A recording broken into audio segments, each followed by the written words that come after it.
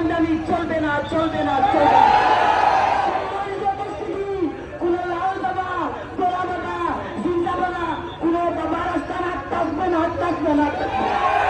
আমরা আমাদের সৈনিক, আমরা শাহজালালের সৈনিক। আমরা মামলা কাউকে বড় করি না, আমরা চাকরি করি না।